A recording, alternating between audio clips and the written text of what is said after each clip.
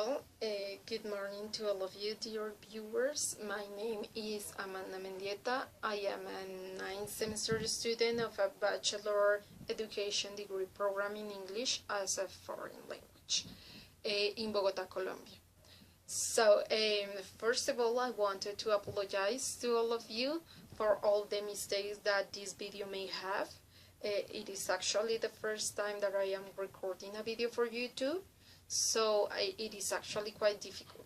So I wanted to apologize for all that. Any suggestion or comment that you wanted to give me to get better at this, please feel free to leave it in the comment box.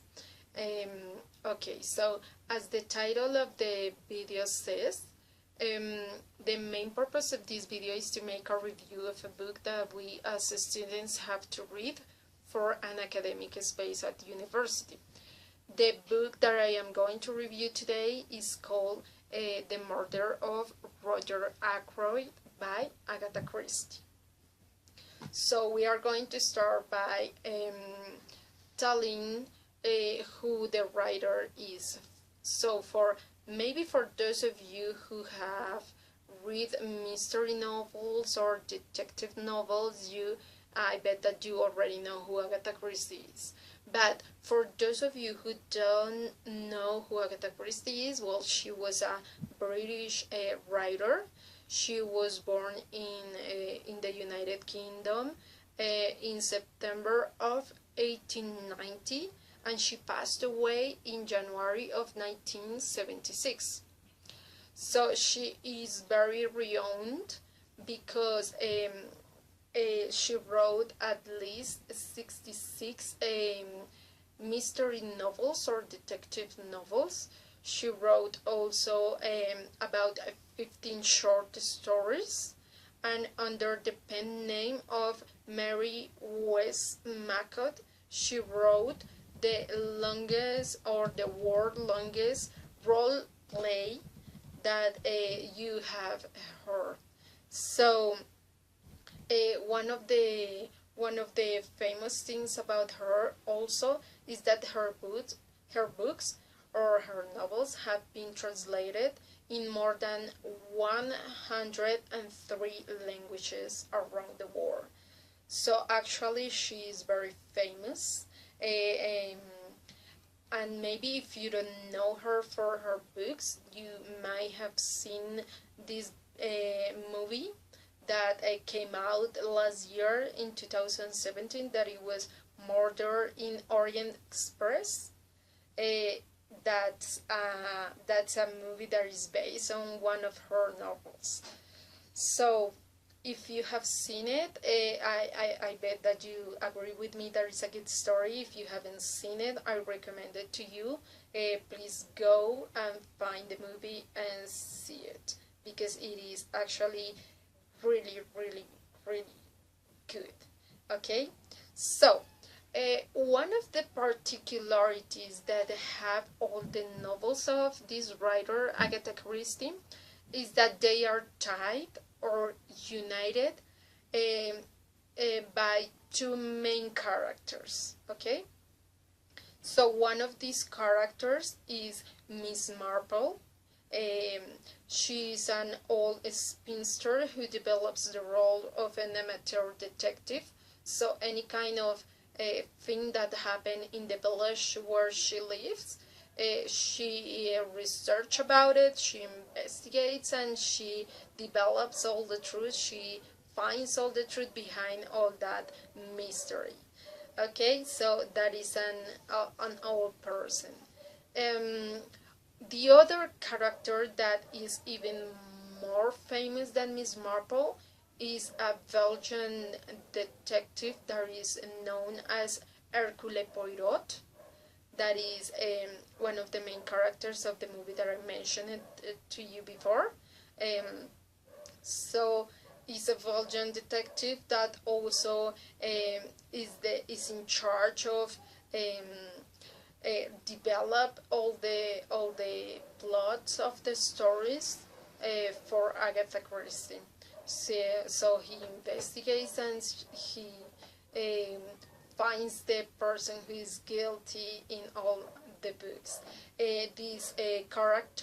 These particular characters appear in more than 50 of her stories, of her books, in between short stories and novels. Well, the book that I am reviewing today is The Murder of Roger Ackroyd. Okay, it is considered one of the best books of Agatha Christie because this book contains an unexpected twist at the end of the story. I mean, most of the readers never can imagine what is going to happen at the end of this story. So it has a very good reviews, very good critics, and is very well known, this book of hers. Okay, so the story is developed in a fictitious town that is called King's Abbot. The narration of the story is in charge of Dr. Shepard, who is the local doctor of the village, and also he is a friend of Roger Ackroyd.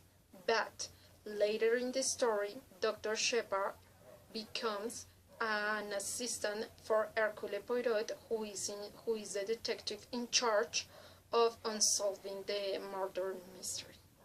Okay, so this story begins when Roger Ackroyd is telling one night to Dr. Shepard about the death of the suicide of Mrs. Ferrars. Mrs. Ferrars is a widow of the town and is the actual fiance of Roger Ackroyd. Okay, so Mrs. Ferrars tell Roger that she's being blackmailed by a person in the town who knows that she murdered her first husband. Okay, so sometime later, Mrs. Ferrars decides to commit suicide. But before she commits suicide, she leaves a note for Roger Ackroyd where she tells him the motive of the suicide, but also she gives him the identity of the person who is blackmailing her. Okay, so that suicide note or that letter is going to arrive via post-mail service. Okay, so the night that that Roger Ackroyd is telling all these things to Dr. Ferrars, that night Roger Ackroyd has decided to make a dinner party at his house. Okay, so he invites a family, he invites friends from town, and all the service, all the people who is at his service in the house. Okay, so there is a lot of people in the house that night that he is telling that to Dr. Shepard. Okay, so during that dinner, Flora, Roger's niece, decides to announce her engagement with Roger's stepson. So after the announcement, a few hours later, the dinner party is over and everyone goes to their house. Okay, so it's supposed that Roger Ackroyd is in his study and he is very much alive. But a few hours after the dinner has finished, the butler of Roger calls Dr. Shepard and tell him that he found Roger Ackroyd dead in his study. Okay, so after the death of Roger, Flora decides to call or to ask Hercule Poirot, who is in town coincidentally because he has decided to return from his career as a detective, and he chose King Sabot as the town where he wanted to live. So Flora asked him to unsolve the mystery of the murder because of all the guilt is relied in Panton, who is the stepson of Roger. Why? Because after Hercule Poirot starts the research about the mystery of the murder, each one of the people who was invited to the dinner has an alibi, but Panton doesn't have one. So and his footprints are in the study of Roger.